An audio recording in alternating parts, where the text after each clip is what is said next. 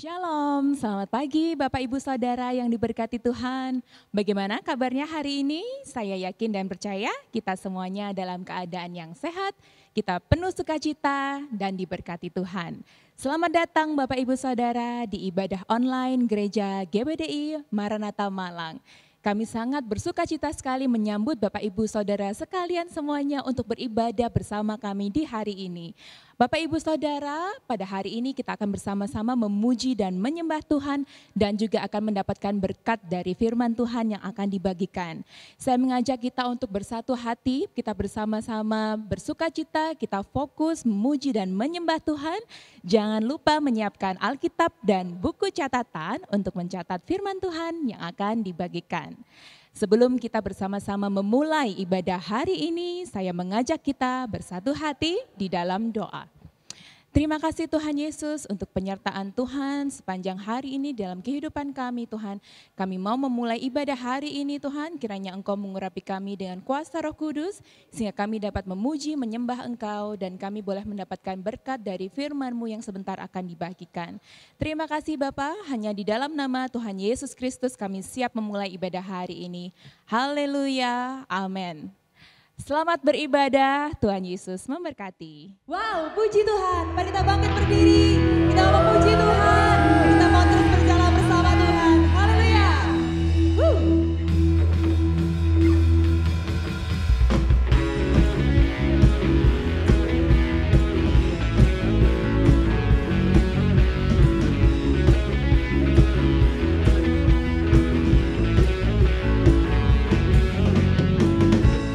Tinggal dekatmu ku aman, hidup dalammu ku menang.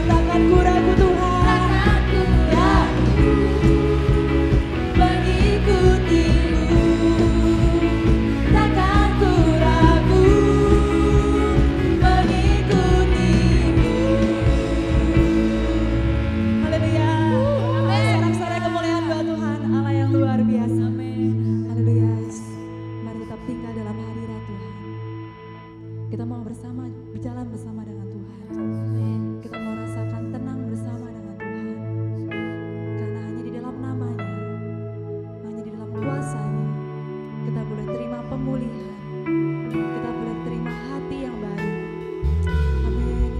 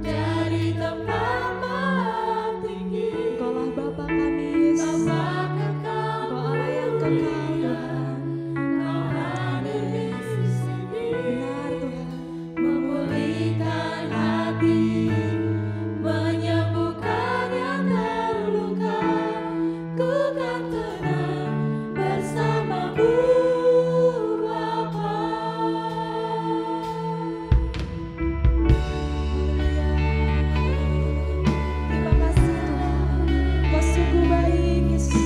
Kau Allah yang teramat baik, Tuhan.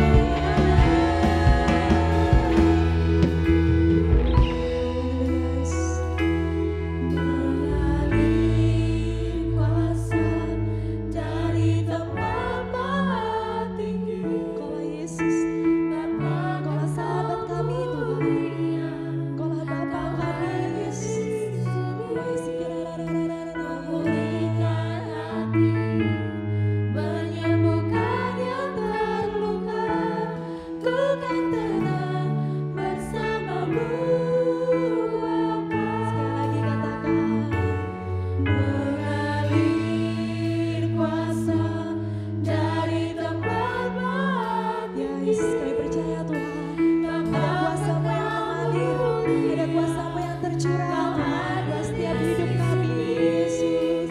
Kami mau beri tinggal bersamamu, menyembuhkan yang terluka. Ku kan tenang bersamamu Bapa. Haleluya, haleluya. Kita sembah Tuhan. Dia begitu baik. Dia Allah yang tidak pernah meninggalkan kita. Dia Allah yang selalu ada bersama dengan kita. Dialah Yesus. Dialah Allah yang kekal. Dialah Allah yang mulia. Dia Bapa yang sungguh setia. Terima kasih Tuhan. Terima kasih Yesus. Kami bersyukur. Engkau sungguh baik Yesus. Engkau Allah yang tidak pernah meninggalkan kami Tuhan. Kau ada buat kami Yesus. Kau ada buat setiap kami Tuhan. Kau hadirkan kuasa-Mu. Kau mencurahkan Roh Kudus-Mu Tuhan. Yesus, Yesus Tuhan.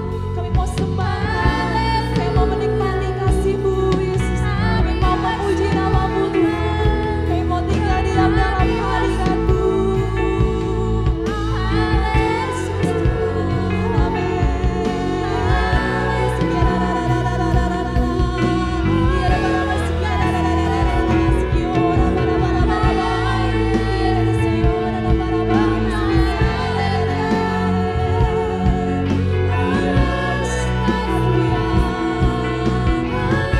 Kami tenang bersama-Mu Tuhan. Kami tenang bersama-Mu Yesus. Kau Allah yang setia, Kau Allah yang benar Tuhan. Kau Allah yang memulihkan setiap kami Yesus. Kau Allah yang menyembuhkan kami Tuhan. Haleluya Yesus. Sekian apa-apa, sekian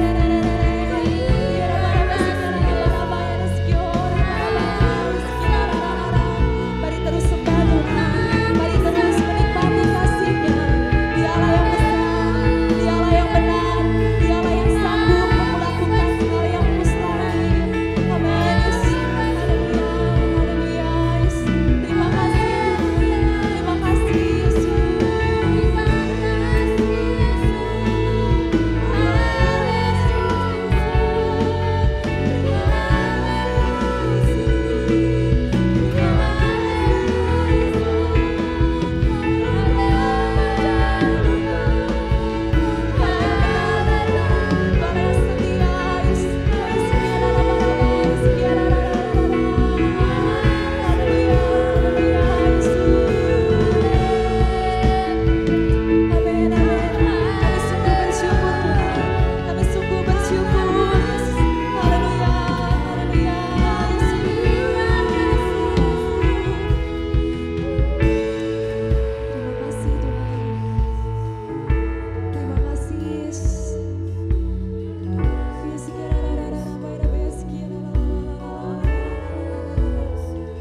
Terima kasih Tuhan, Kau hadir buat setiap kami Tuhan.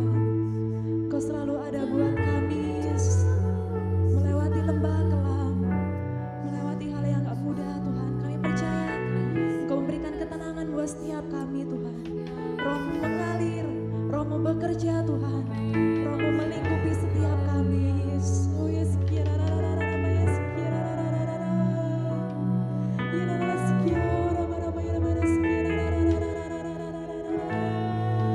kasih Tuhan. Terima kasih Yesus. Terima kasih. Haleluya. Mari terlebih lagi angkat tangan kita. Kita mau sama-sama katakan. Mengalir kuasa dari tempat maha tinggi. Engkaulah Bapa kami Yesus. Engkaulah Tuhan kami. Kau hadir di sini. Pulihkan hati, menyembuhkan yang terluka. Ku kan tenang bersama-Mu Bapa. Lebih lagi katakan. Mengalir kuasa dari tempat maha tinggi. Bapa kekal mulia. Kau hadir di sini Yesus. Pulihkan hati, menyembuhkan yang terluka. Ku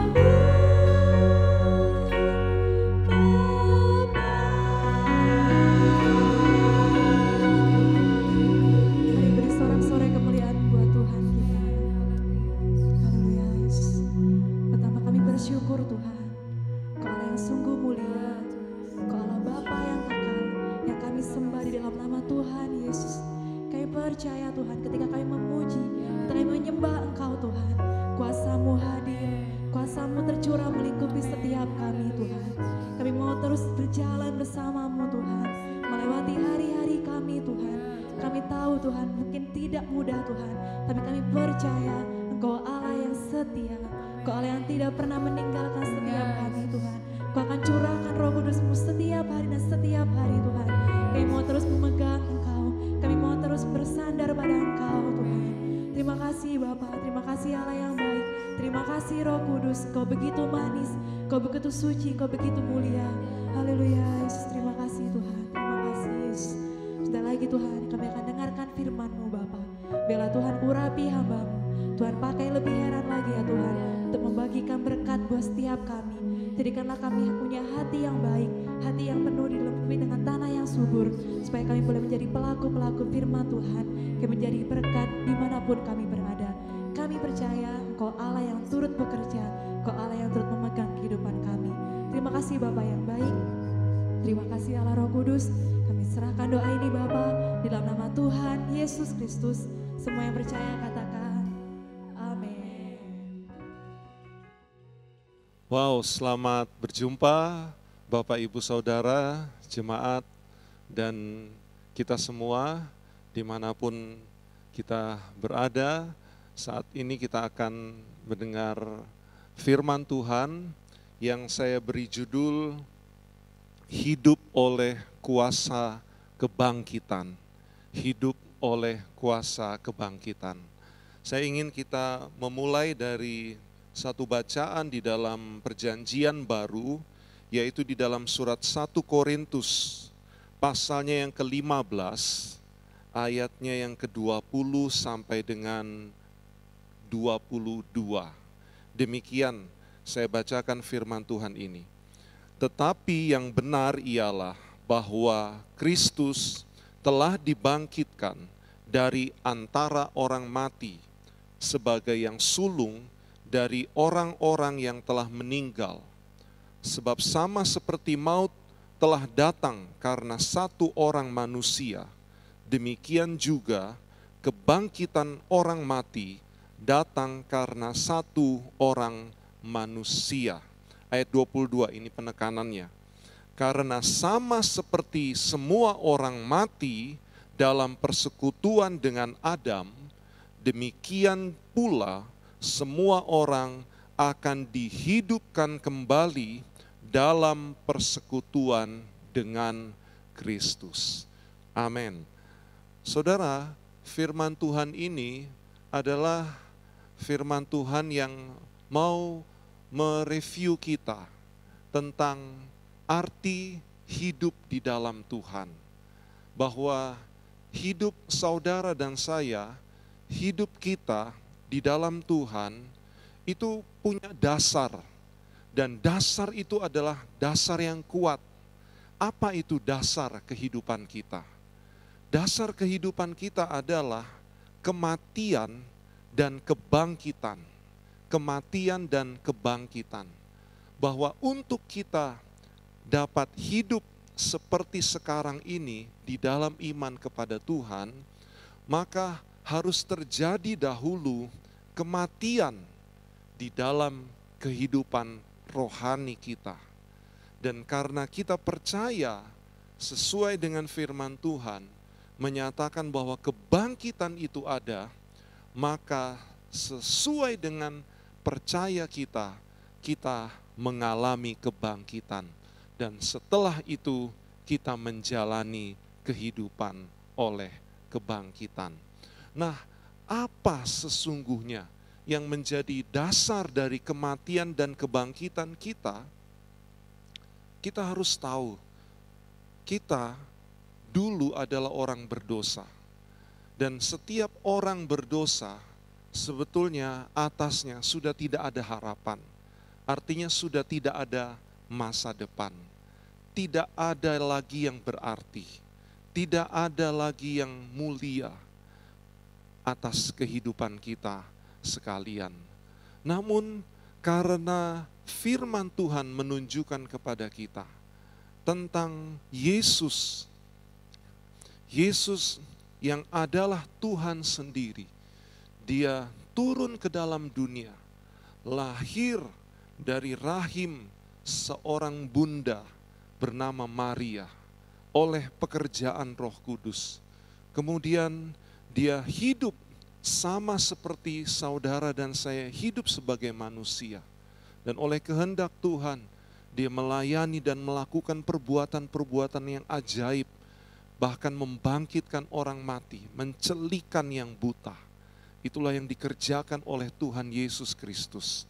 Sampai kemudian dia harus rela menderita, bahkan mati di atas kayu salib. Nah, oleh kematian daripada Yesus inilah, maka kita melihat bahwa Tuhan memberi jalan kepada kita yang tadinya berdosa, kita yang tadinya tidak punya harapan, Anda dan saya yang bahkan tidak ada masa depan. Oleh kematian daripada Tuhan Yesus, maka kita mengerti bahwa tidak untuk seterusnya kematian itu ada dan terjadi di dalam Yesus. Sebab apa? Sebab 3 hari sesudah kematiannya, Alkitab berkata, Yesus bangkit. Wow, Tuhan kita bangkit. Artinya Tuhan kita bukan Tuhan yang mati. Tuhan saudara dan saya adalah Tuhan yang bangkit dan hidup. Nah, untuk itulah kita harus yakin atas kebangkitan Tuhan. Kita harus mendasarinya supaya kita yang pernah mati, maka kita juga akan mengalami kebangkitan sebagaimana Yesus bangkit. Nah, saya ingin mengajak kita kepada peristiwa tentang kebangkitan Yesus. Ya, saya ingin kita melihat faktanya. Saya ingin kita menemukan kebenarannya. Dan kalaupun Anda dan saya sudah seringkali mengetahui dan mendengar tentang hal ini, maka saya rindu semakin hari, semakin waktu bertambah, kita semakin diteguhkan, khususnya tentang kebangkitan daripada Tuhan Yesus Kristus.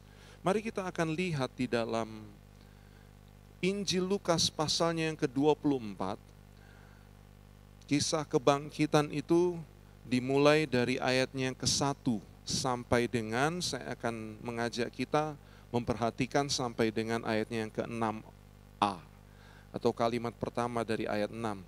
Saya bacakan firman Tuhan ini, ayat 1, tetapi pagi-pagi benar pada hari pertama minggu itu, mereka pergi ke kubur membawa rempah-rempah yang telah disediakan mereka. Ayat 2-3, mereka mendapati batu sudah terguling dari kubur itu. Dan setelah masuk, mereka tidak menemukan mayat Tuhan Yesus. Ayatnya yang keempat, sementara mereka berdiri termangu-mangu karena hal itu, tiba-tiba ada 2 orang berdiri dekat mereka, memakai pakaian yang berkilau-kilauan. Mereka sangat ketakutan dan menundukkan kepala. Tetapi kedua orang itu berkata kepada mereka, mengapa kamu mencari Dia yang hidup di antara orang mati? Ia tidak ada di sini, Ia telah bangkit. Amin. Kita membaca kisah tentang kebangkitan. Dan kisah ini bukan hanya dicatat di dalam Injil Lukas, tetapi di semua Injil kisah ini dicatat. Bahkan diteguhkan di surat-surat daripada Rasul Paulus. Tetapi yang saya ingin sampaikan kepada kita semua adalah bahwa kebangkitan Yesus itu bukanlah satu catatan sejarah saja. Kebangkitan Yesus itu bukan sekedar kata orang. Kebangkitan Yesus itu bukan suatu hayalan, Tetapi kebangkitan Yesus itu adalah satu kenyataan. Ya, bukankah keyakinan kita jika didasari oleh satu kenyataan, ya, dan itu adalah kebenaran, maka saya percaya kita akan menjadi teguh dan kuat dalam kita mengiring dan melayani Tuhan. Kita bisa menemukan, lewat kisah ini kita bisa menemukan ada bukti-bukti dari kebangkitan Yesus. Ya, yang pertama adalah dikatakan batu penutup kubur itu terguling. Ya. Saudara, kita paham bahwa pada zaman itu kubur tidak sama dengan kubur di zaman kita pada umumnya. Ya, sebab kubur pada waktu itu dibuat dan dibangun menyerupai sebuah gua. Ya, biasanya di bukit-bukit. Ya. Dan ketika sudah dibuat gua, maka jenazah akan dimasukkan ke dalam gua itu, lalu kemudian dibaringkan di tempatnya, dan setelah itu gua itu atau kubur itu ditutup dengan batu. Dan biasanya batunya besar. Batu yang besar bukanlah batu yang ringan, batu yang berat, sehingga untuk menutupnya maka batu itu harus digulingkan. Menurut apa yang ditulis oleh Injil, ketika perempuan-perempuan itu datang,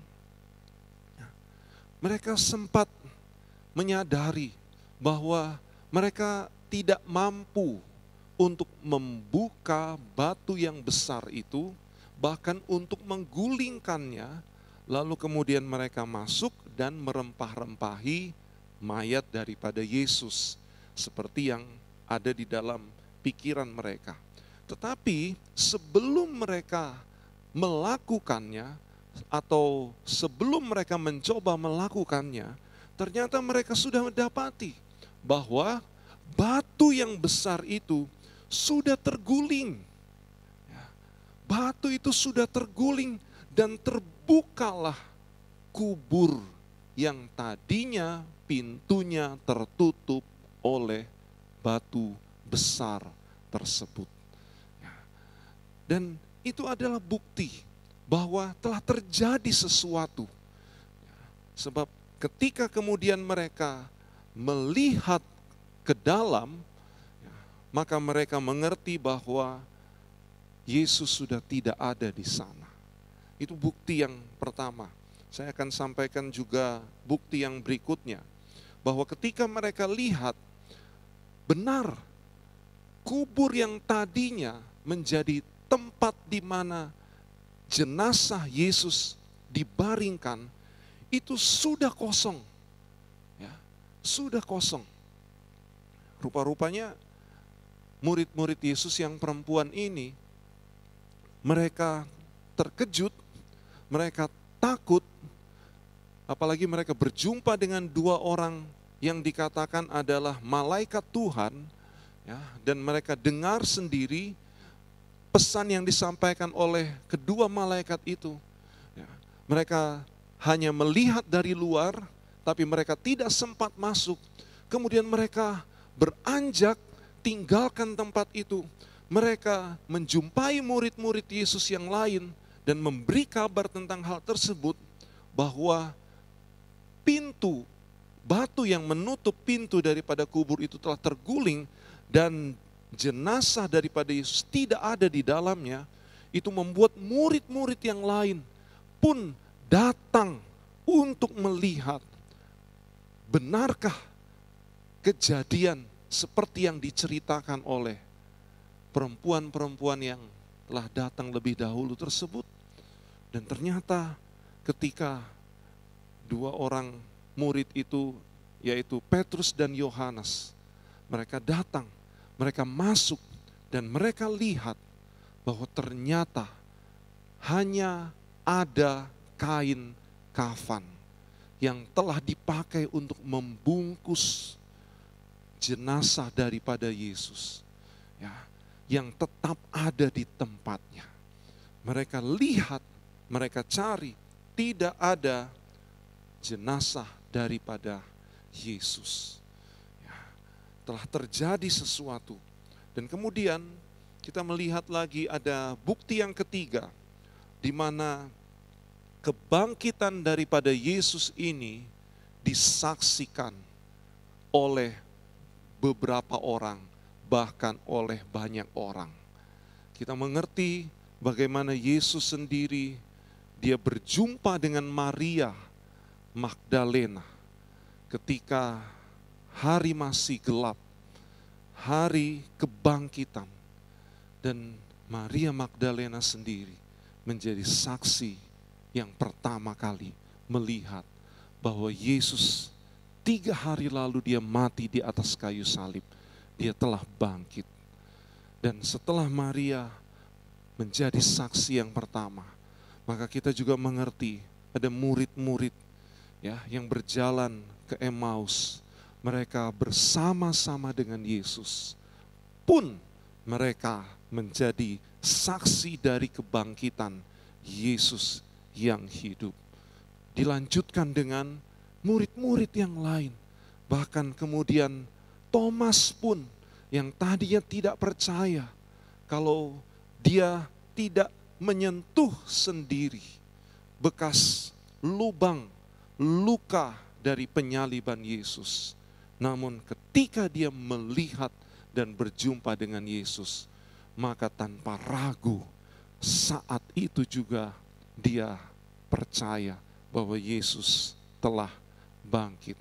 Bahkan kita mengerti juga 40 hari sesudah kebangkitan daripada Yesus, ketika Yesus akan naik ke surga, maka ada ratusan orang, ada 500 orang menyaksikan bahwa benar yang mereka lihat, yang mereka jumpai, itu adalah orang yang mereka kenal, itu adalah guru mereka, itu adalah yang mereka tahu telah mengalami kematian di atas kayu salib. Sekarang hidup, bahkan naik ke sorga. Saudara-saudara, itulah catatan-catatan dari Alkitab yang kita kenal sebagai buku kebenaran, untuk kita memahami tentang kebenaran ilahi, tentang kebangkitan Yesus, ya, kebangkitan oleh kuasa yang besar, kebangkitan yang ajaib, dan itu dinyatakan, itu ditulis, itu diberitakan, itu menjadi kabar pengharapan bagi setiap orang yang berdosa. Karena orang yang berdosa adalah orang yang menuju kepada maut, kepada kebinasaan, dan tidak ada harapan di dalam kehidupannya. Tetapi ketika Yesus menyatakan semuanya itu, maka ada kehidupan. Ya, ada kehidupan.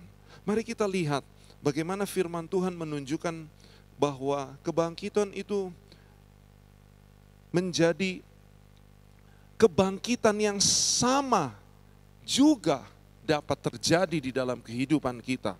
Surat Roma pasalnya yang ke-8 ayatnya yang ke-11.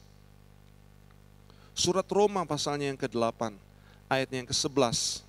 Saya bacakan, dan jika roh Dia yang telah membangkitkan Yesus dari antara orang mati diam di dalam kamu, maka Ia yang telah membangkitkan Kristus Yesus dari antara orang mati akan menghidupkan juga tubuhmu yang fana itu oleh rohnya yang diam di dalam kamu.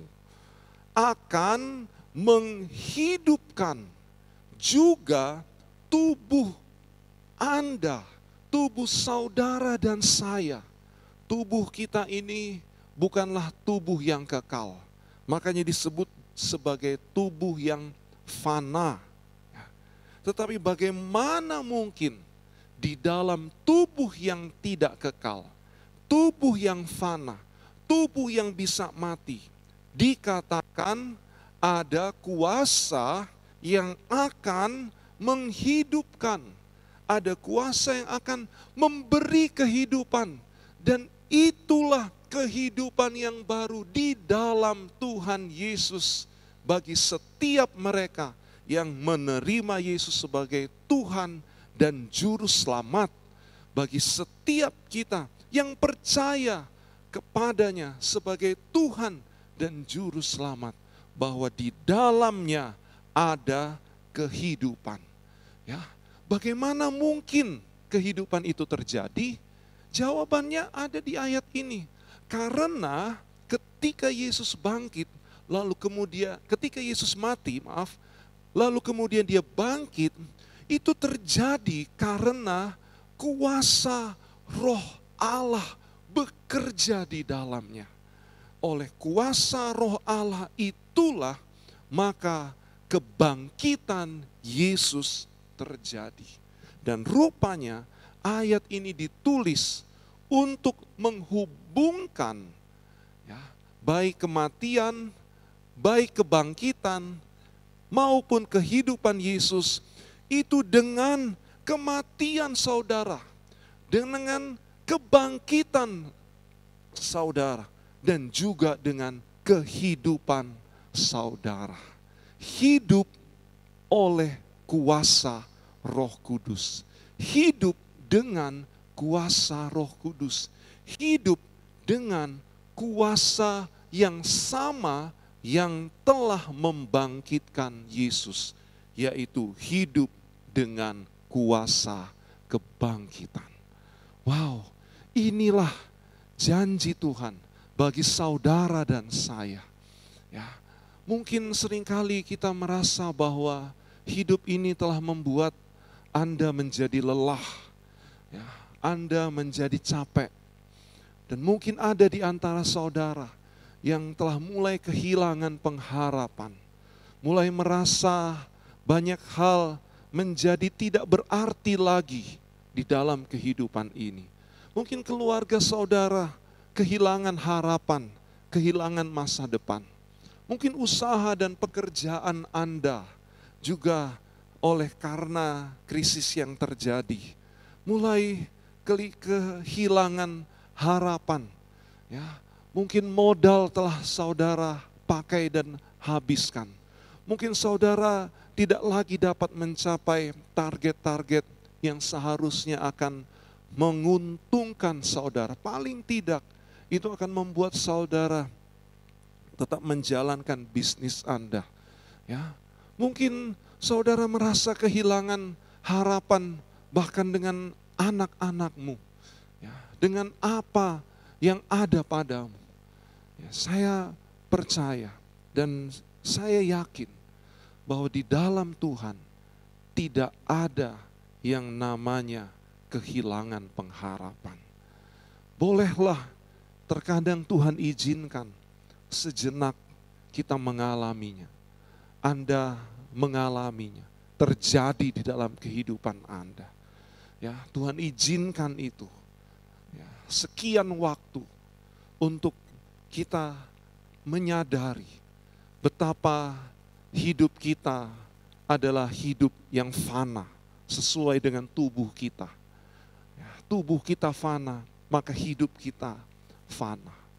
Ya, tapi kalau oleh kejadian itu saudara mau mencari pertolongan, saudara membutuhkan pertolongan, saudara ingin sesuatu terjadi di dalam kehidupanmu, saudara ingin ada perubahan, dan saudara datang kepada Tuhan Yesus, ya, menemukan Tuhan Yesus, berjumpa dengan Yesus, maka saudara telah datang kepada alamat yang tepat. Saudara datang kepada Tuhan yang menjadi sumber kehidupan. Dan tidak ada yang mustahil buat dia. Sebab apa? Sebab kematian pun bisa dia ubahkan menjadi kehidupan oleh kebangkitannya. Ya. Untuk itu Tuhan juga ingin, ya, bukan hanya iman saudara hidup, bukan saja rohani saudara hidup kembali. Ya. Tuhan ingin harapan saudara itu bangkit dan hidup kembali. Tuhan ingin saudara punya masa depan lagi. Tuhan ingin saudara bisa melihat lagi apa yang tadinya hilang, apa yang tadinya lenyap, maka itu muncul lagi. Sekarang bukan lagi berdasarkan usaha dan kuat gagah saudara, tetapi sekarang kita menemukan, kita telah belajar dan kita mengerti bahwa itu semua datang oleh karena Yesus Kristus yang telah mati bagi saudara, yang bangkit bagi saudara. Dan itulah kehidupan yang Dia berikan, supaya apa yang tadinya telah hilang lenyap, maka itu bangkit dan hidup lagi di dalam kita sekalian. Saya akan kunci dengan satu ayat di dalam Kisah Rasul pasalnya yang pertama. Kisah Rasul ini ditulis oleh penulis yang sama dengan Injil Lukas. Jadi ditulis oleh Lukas sendiri. Dan kalau kita hubungkan Injil Lukas dengan Kisah Rasul, maka sesungguhnya kita akan menemukan satu alur cerita yang bersambung.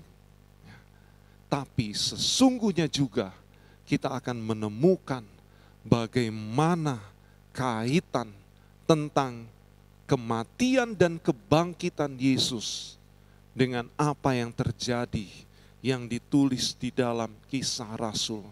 Bagaimana orang-orang percaya, mereka kemudian hidup dengan cara yang luar biasa. Oleh karena di dalam mereka ada kuasa kebangkitan. Ya, jadi setelah murid-murid itu berjumpa dengan Yesus, ya, maka mereka sendiri menjadi saksi bahwa Yesus bangkit dan Yesus hidup. Ya, dan setelah 40 hari Yesus ada bersama dengan mereka setelah kebangkitan. Lalu kemudian Yesus naik. Sebelum naik, Yesus pesan dan katakan kepada mereka supaya mereka tinggal di Yerusalem menantikan janji Bapa. Janji apa? Janji tentang Roh Kudus, suatu kuasa. Ya. Janji tentang kuasa yang telah membangkitkan Kristus, yang juga akan diberikan kepada mereka yang menanti-nantikan janji Tuhan tersebut. Ya. Dan itu ditulis di dalam Kisah Rasul 1 ayatnya yang ke-8. Firman Tuhan berkata, "Tetapi kamu akan menerima kuasa kalau Roh Kudus turun ke atas kamu, dan kamu akan menjadi saksiku di Yerusalem dan di seluruh Yudea dan Samaria dan sampai ke ujung bumi." Amin.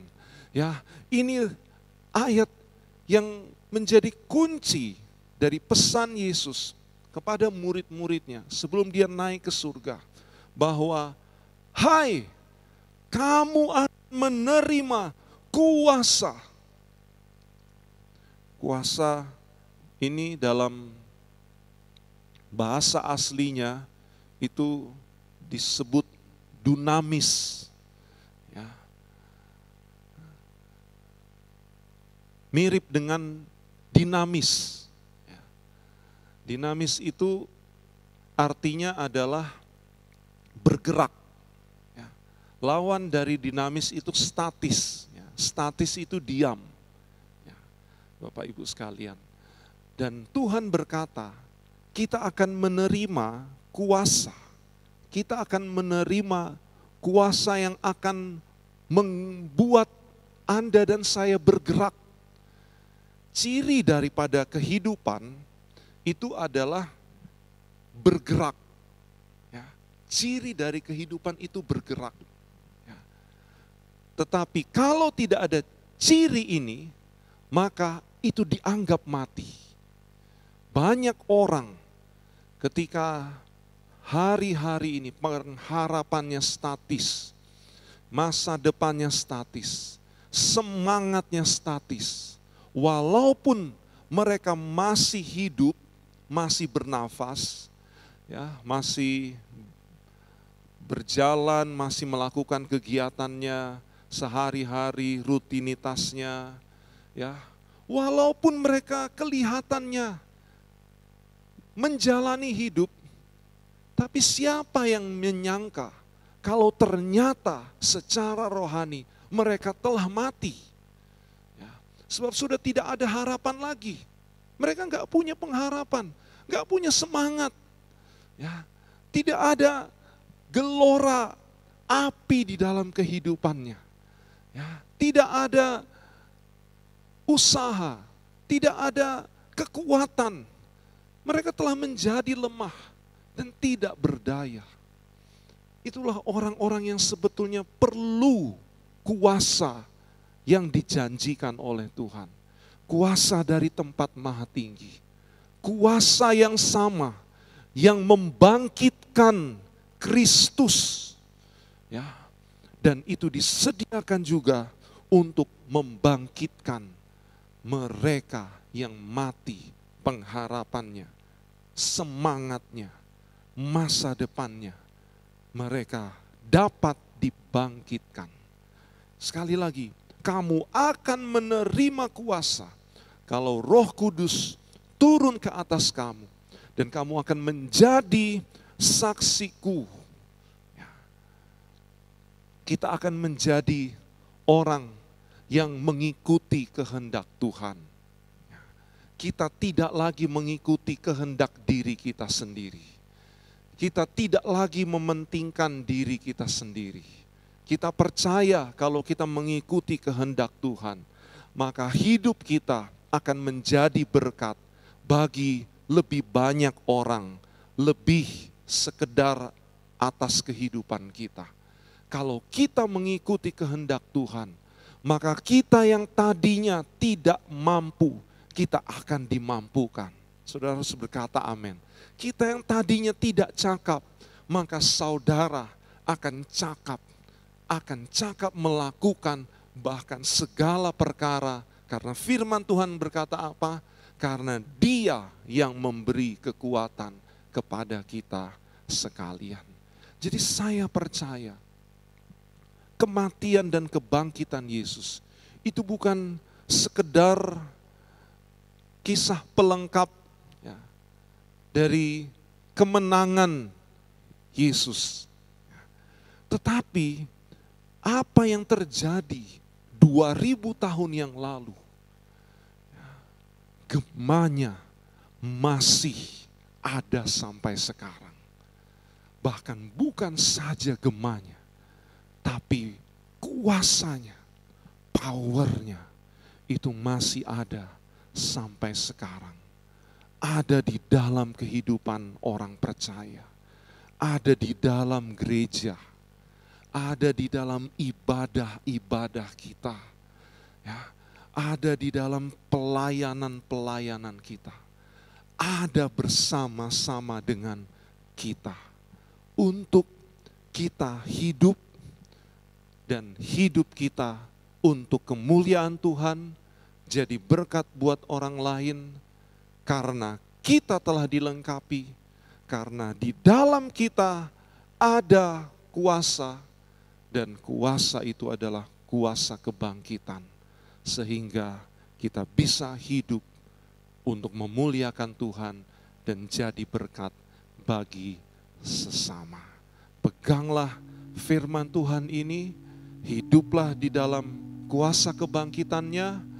Rindukan selalu Roh Kudus ada, tinggal di dalam kehidupan kita, maka kita akan menjadi saksi-saksinya Tuhan. kita akan bawa jiwa buat Tuhan. Kita akan menolong banyak orang dari keadaan yang sukar di hari-hari ini. Karena kita percaya Tuhan Yesus yang mengasihi saudara juga mengasihi semua orang yang merindukan dan memerlukannya. Amin. Tuhan memberkati. Mari kita berdoa. Ya, dan saya berdoa supaya atas kehidupan kita atau atas setiap keadaan-keadaan yang mulai bergerak, ya, mulai statis, maka oleh kuasa kebangkitannya kita bangkit dan hidup di dalam Tuhan. Bapa di sorga, di dalam nama Tuhan Yesus Kristus, kami percaya bahwa Engkau mati, namun Engkau bangkit ya Tuhan. Kami percaya kepadamu bahwa Engkau adalah oleh kebangkitan, maka Tuhan kami adalah Tuhan yang hidup. Tuhan yang hidup dengan berkuasa. Sebab kuat kuasa yang ada di dalam Engkau telah melakukan banyak perkara.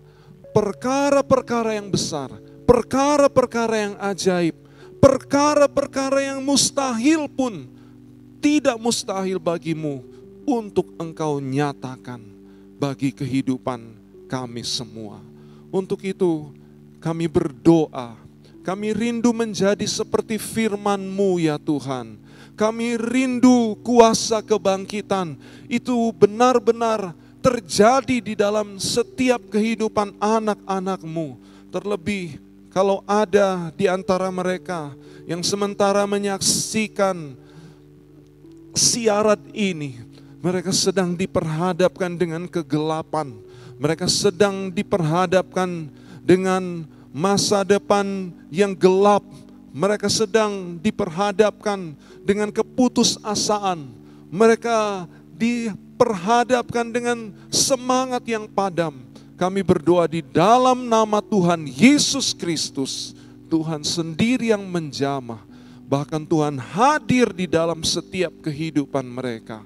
Untuk perubahan terjadi. Sesuatu yang baru terjadi. Kehidupan yang baru di dalam Engkau lahir atas kehidupan mereka.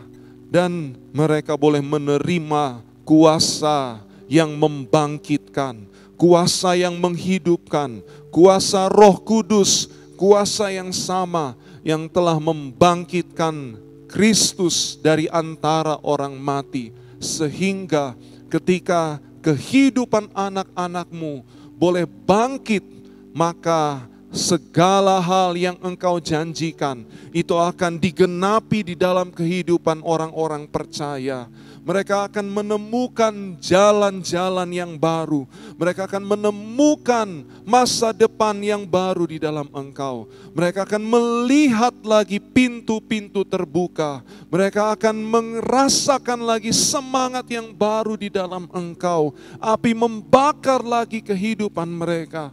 Sehingga kalau ada di antara mereka yang sedang menghadapi tantangan-tantangan dan masalah, maka oleh karena kuat kuasa yang daripadamu, maka segala masalah itu dapat diatasi ya Tuhan. Segala problem itu dapat diatasi oleh kuat kuasa yang daripada Tuhan. Maka setiap keadaan yang tadinya menghambat dan menghalangi itu boleh diterobos. Dan kemenangan boleh menjadi bagian di dalam setiap kehidupan orang yang percaya akan firman-Mu. Kami berdoa ya Tuhan, biarlah di hari-hari ini, mungkin ada di antara mereka yang saat ini sedang terbelenggu.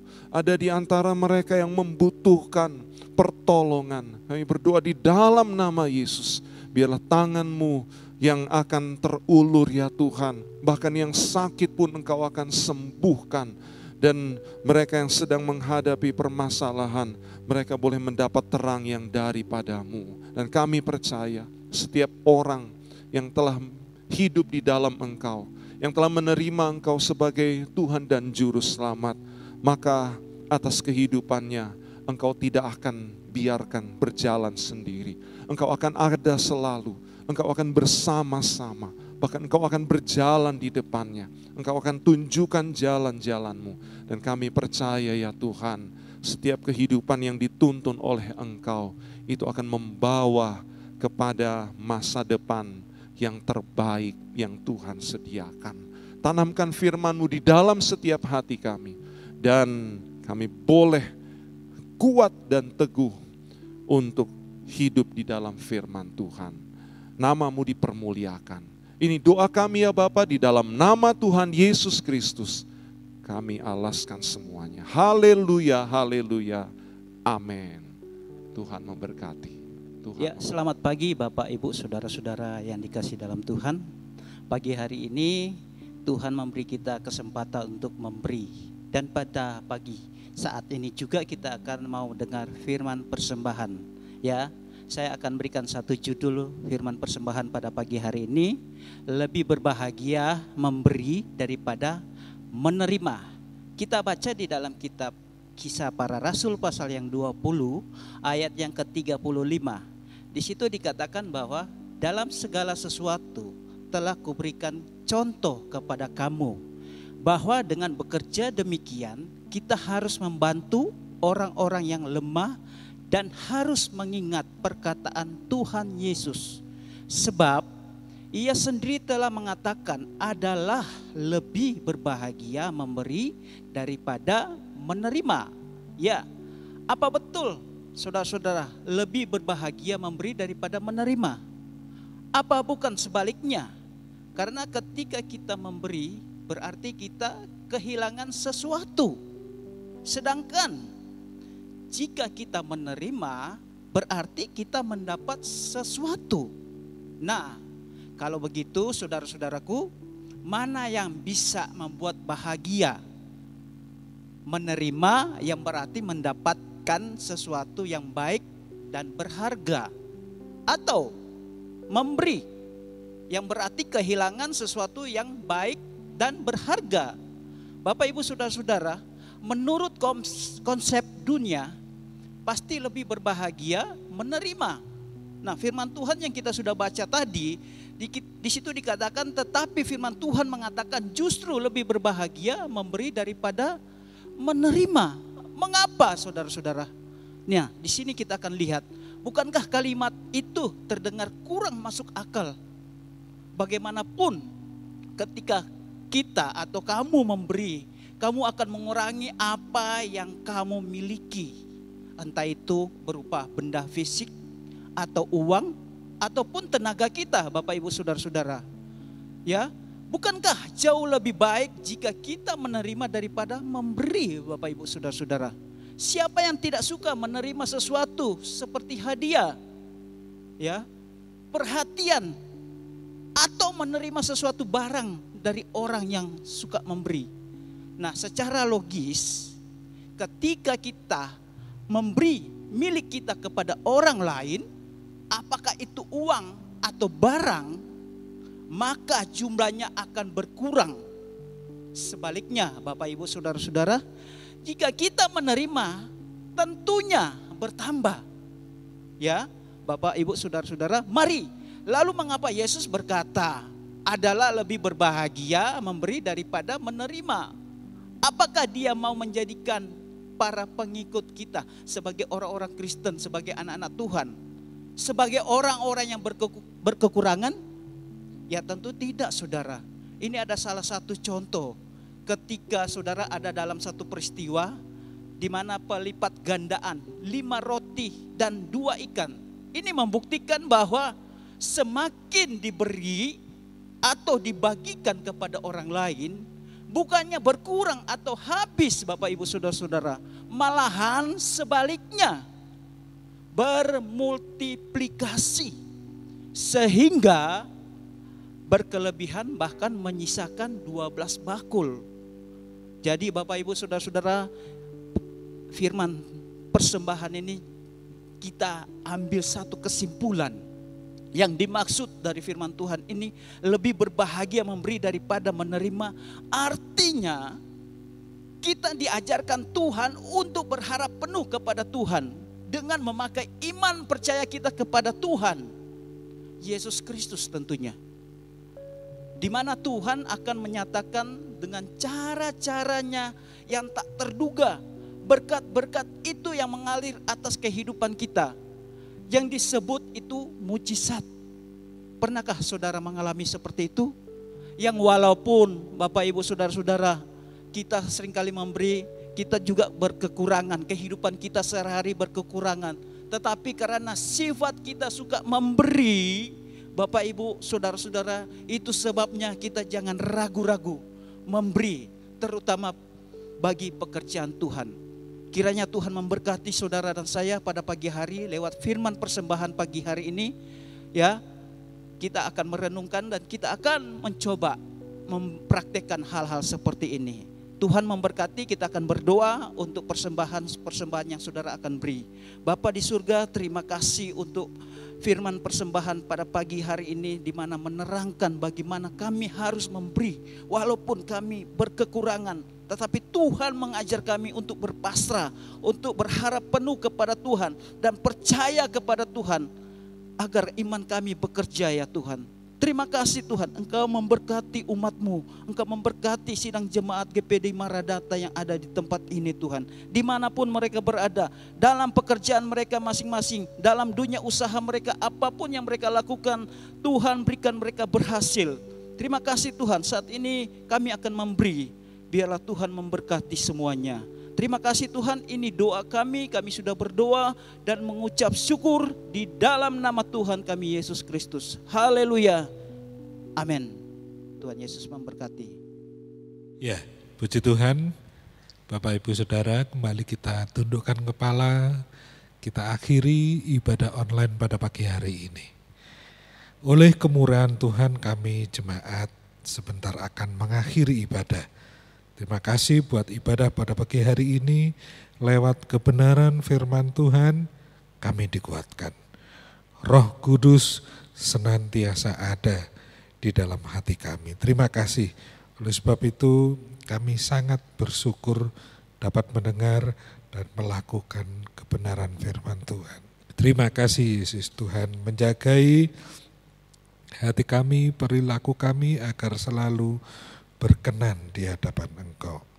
Memberkati setiap jemaat yang sudah beribadah, demikian juga memberi persembahan juga persepuluhan. Kami doakan bagi jemaat yang belum bisa beribadah, Tuhan tolong. Tuhan beri kesehatan, sukacita, bahkan Tuhan melindungi dari segala cobaan, sakit, masalah. Terima kasih, memberkati juga setiap pelayan ibadah, apapun yang jemaat kerjakan semuanya untuk kemuliaan nama Tuhan. Terima kasih. Oleh sebab itu berkati juga pekerjaannya, sekolahnya, usahanya, tokonya, semuanya Tuhan untuk kemuliaan nama Tuhan. Terima kasih Yesus, terima kasih. Mari kedangkan tangan kita. Terimalah berkat dari Allah Bapa, kasih karunia Tuhan Yesus Kristus, dan persekutuan Roh Kudus senantiasa menyertai saudara sekalian. Mulai hari ini sampai Maranatha, Tuhan datang kembali. Dalam nama Tuhan Yesus Kristus, mari semua yang percaya katakan, amin. Tuhan Yesus memberkati. Puji Tuhan, sampai jumpa di ibadah online minggu depan. Tuhan Yesus memberkati. Haleluya. Mari kita memuji Tuhan.